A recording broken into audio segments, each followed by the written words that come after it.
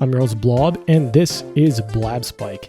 In today's episode, we're abstracting combat systems into narratives to create an alternative framework to view, understand, and modify the concept of battling in context of card games.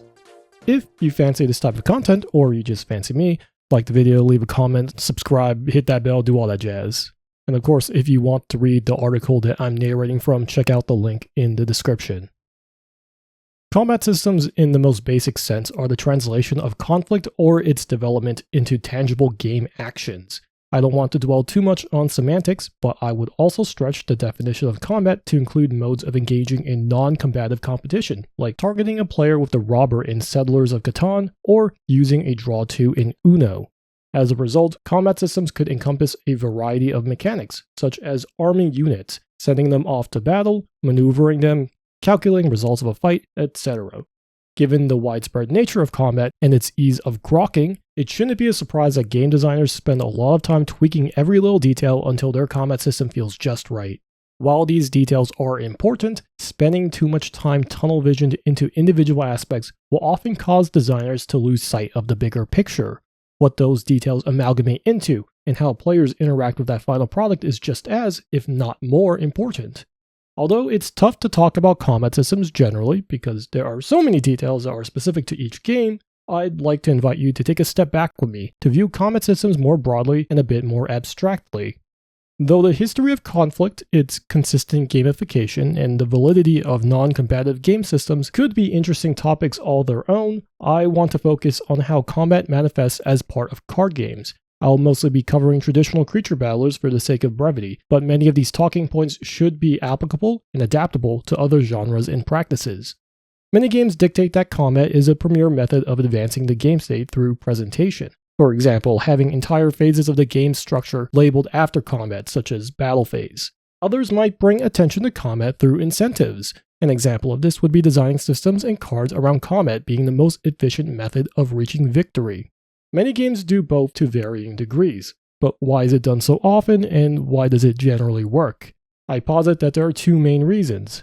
First is that it is easy to grok how important each combat event is. The results of that battle turn the tides of the war, and other similar sentiments are extremely easy for most people to grasp. Second is that combat events serve as natural climactic moments for games. In addition to gameplay implications, the tension of combat and potential surprises are often the most thrilling parts of games. I've long held the belief that card games are an excellent storytelling device, but not necessarily for a beginning, middle, and end type of story with plot points. Instead, their best narrative quality is emergent improvisation between the players. Games inherently have a communal nature where each player is affecting the outcome of the game, and it turns out that most games with combat systems have a great structure that coerces players into exciting moments of build-up, tension, and relief. This isn't Literature 101 or an improv class, so I won't be going too in-depth on the Hero of a Thousand Faces, but I will be going over the concept of Kishoten Ketsu, a narrative structure found in many Chinese, Korean, and Japanese stories. While the exposition, rising action, climax, falling action, resolution structure, Freytag's pyramid for you literature freaks, is more commonly known in the United States and Western culture as a whole, Kishoten Ketsu generally fits the improvisational nature of games much better. Introduction, or ki, is introducing information like characters, settings, and motivations that are required to understand the overall plot. Development, or show, builds upon established information, usually leading to a reasonable and logical conclusion until twist, or ten, which is an unexpected development. In this narrative structure, there can be an expectation of several twists, each followed by a respective development. However, the most important and final twist is also the climax of the story. And of course, we have conclusion, or ketsu, which is just the ending of the story. Most games slot into this framework and take advantage of it quite well. Many games have each player developing units or an army concurrently while they look for opportunities to pressure opponents through military might. Cards and systems like instants, traps, or the possibility of bluffs heighten tension and become the perfect vessels for a twist. It's also possible to use this framework to troubleshoot some pain points of a game. If a part of a game is disinteresting to a player, there might not be enough tension building that they care about, or maybe the twists don't feel very exciting, or maybe it's because a telegraphed climactic moment feels unearned. With this broad overview developed, let's examine things with a bit more granularity. Combat systems are made up of a myriad of design decisions. how and when combat should occur, what stats should be on a card, what the results of combat should be, etc. Beyond these, combat also overlaps with other systems and mechanics as well. Mana resource systems tie into what actions can be performed, instants or traps can alter the outcome of combat, different card types might affect combat differently, and so on and so forth. My point is that combat systems will intertwine with many core aspects of a game by intention or otherwise. The exact details and entanglements will vary from game to game, but I think there are a few general concepts that will carry over most games, though more niche games will have to stretch their definitions a bit. First is timing. When does combat occur during the game's structure? How suddenly a player can start a combat event absolutely determines how aggressive a game feels. This aspect can also be affected through player-driven actions. The existence of strategies and tactics that delay combat or lengthen the duration between combat also plays a huge part in how a combat system feels. Freedom. How much of a commitment is engaging in combat? The trade-offs of starting a fight and potential backlash is a huge factor in determining the potential for twists and turnabouts. Particularly, the number of trade-offs built into a combat system for all involved parties has a fairly direct correlation with the feeling of fairness. Calculations are what factors go into determining combat events and their results.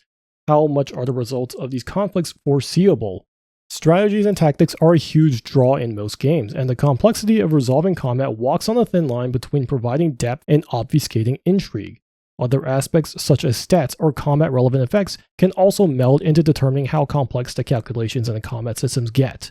Turnabout potential is about the avenues for twists and miracles to turn around combat events. This has a few correlations with both giving players agency and adequately building tension. This is part granting players agency to have optimism, and part servicing the gambling nature of our monkey brains. In some cases, giving players the ability to definitively shut down any potential miracles caters towards a more competitive demographic. Next is lead in. What does the game and its designs do to prepare or incentivize players towards combat? While enough games have destroyed the enemy completely and without remorse to start things off, how systems and designs signal players towards conflict is important for its overall feel. Is there a sense of desperation? Does it feel railroaded? How regularly does an opportunity present itself? And more importantly, how tantalizing is combat? And lastly, it's follow-through. What are players doing after combat events occur? Specifically, what's the average situation after a combat event? This can encapsulate situations such as the defender's ability to strike back, or rewards from successfully attacking or defending. Perhaps the Ashes of War will promote the development of the next battle. Having a strong understanding of these concepts will lead to a greater understanding of what experience the combat system is serving. At the very least, it should also give you an idea of whether the combat system is aligning with the intended design philosophy. There are too many ways to adjust details and create an exact feel, and a lot of these solutions will be specific to that specific situation for me to create anything resembling a list of guidelines. But here are a few examples. I want a combat system that feels aggressive and spontaneous, but the current systems and card designs incentivize long, rigorous development periods. Those two things will be at odds. I might take this as a sign to look towards streamlining the development phase.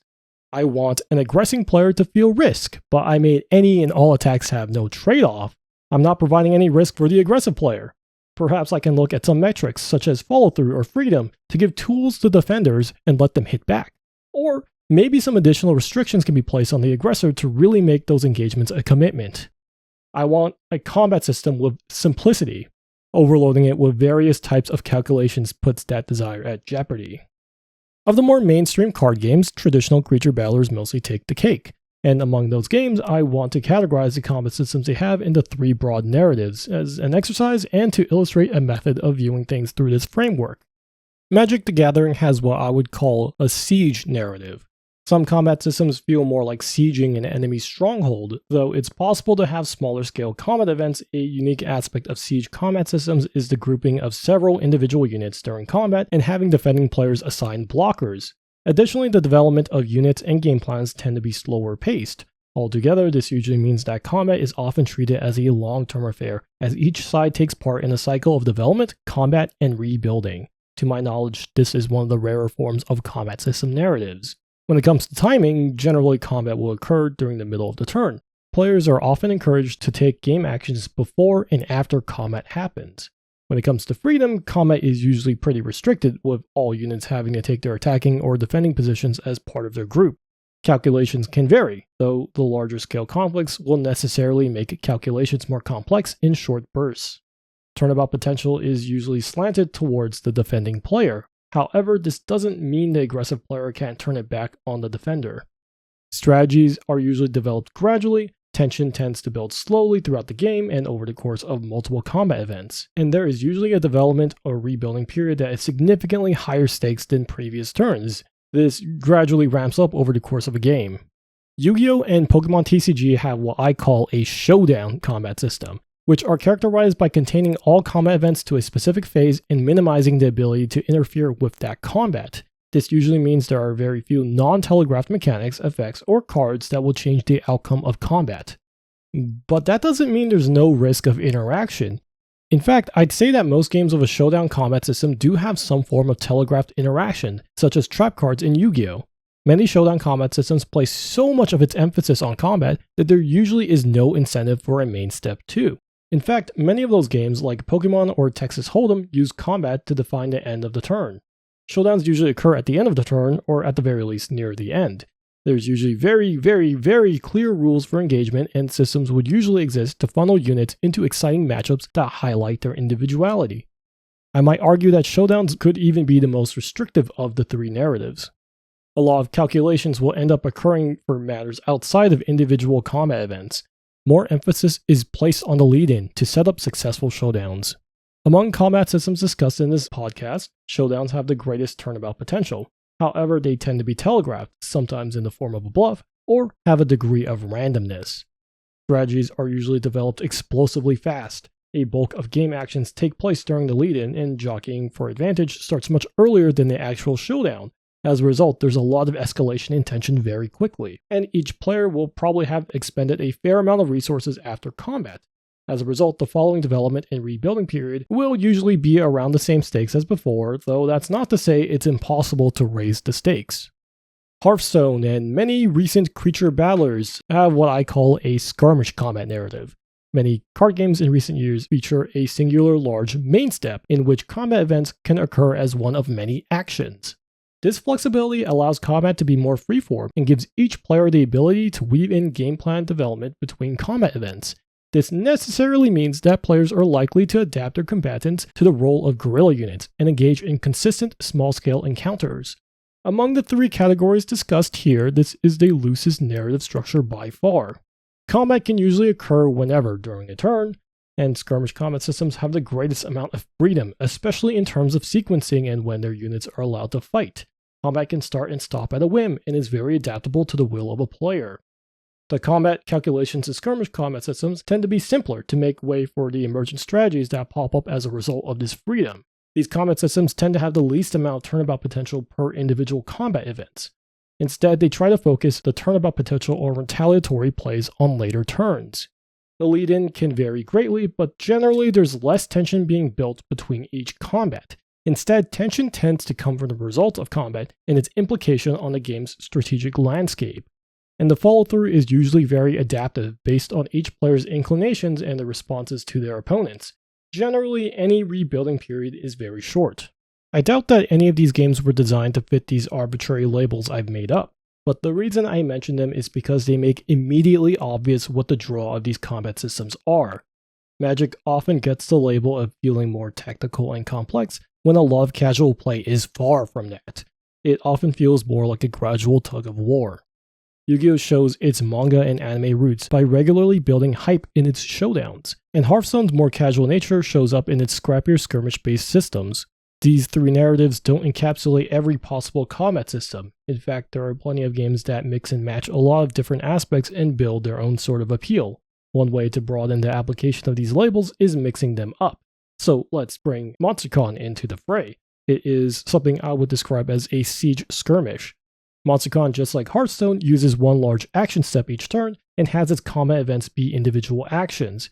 However, the defending player is given quite a bit of agency via the ability to assign blockers and cards having a defensive range that is larger than their attacking range. As a result, the combat system can feel like using skirmishes to poke holes in the enemy's defenses while the defending player is rebuking an incoming onslaught of attackers. This helps contextualize the results of combat by giving it a tighter relationship to each player's individual strategies and tactics. Cross Blitz is what I would consider a showdown siege. It features a large board and quite a bit of unit development. However, combat is a mandatory action for each player that ends their turn by sending all their units into combat. Additionally, each unit is confined to a lane with up to one other buddy. These lanes funnel units into clashing with opposing units in the same lane. All of this helps alleviate some of the slowness of siege games by mandating actions, but allows the showdown nature to gradually rise in scale throughout the game. Railgrind is my example of a skirmish showdown. It's an interesting case because so much of a turn revolves around dashing, but a majority of its gameplay is skirmish based. For context, Railgrind is a game about getting 30 plus style points as soon as possible with actions alternating between players. Dashing is a game action that commonly awards the greatest amount of style points, but 1, it ends your turn, and 2, if your opponent hasn't dashed yet, it puts your opponent on a 3 action timer before their turn automatically ends. So the game often revolves around a game of chicken.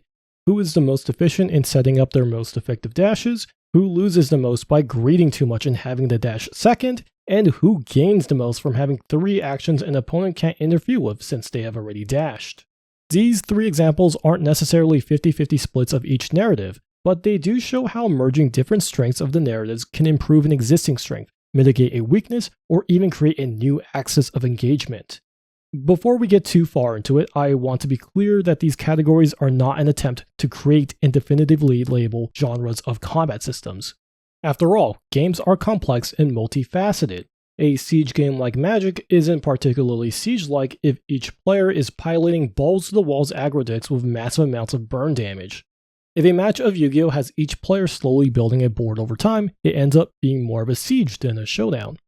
Instead, I want to emphasize that understanding the average narrative of a game's combat system, and its outliers and potential deviation, can give direction for design and inspire creativity. Earlier, I gave examples along the lines of, I want a combat system that feels aggressive and spontaneous. If a combat system feels like a siege narrative, that should illuminate a lot of things that could be changed. Perhaps combat could use less restrictions. Maybe the follow-through on combat should incentivize hitting back rather than rebuilding. The desire for spontaneous could be a signal that moving towards a skirmish-like combat system would fit the project's goals better. When it comes to individual card designs or even archetypes and factions, their relationship with the combat system's narrative can be a springboard for creativity. Creating a showdown design in a siege or skirmish combat system could be very novel. Understanding that different archetypes and factions want to encompass different narratives also creates a lot of diversity in playstyles. Aggro decks representing skirmish and control decks representing siege are examples you'll see very often. Knowing whether a new mechanic will facilitate or go against the average narrative is also an important measure of viable design space. There are plenty of other combat adjacent labels and of course other descriptors that a combat system could design towards. I mentioned tug of war as a simile to siege. Improvisational, scrappy, or brawl could be used as more nuanced descriptors for skirmishes. Maybe a combat system could be described as a military operation, or we could get more abstract by describing the combat system with terms like astral, techno, or medieval. As long as there are metrics that can be concretely described, they should be a useful signpost for creative endeavors and discussion.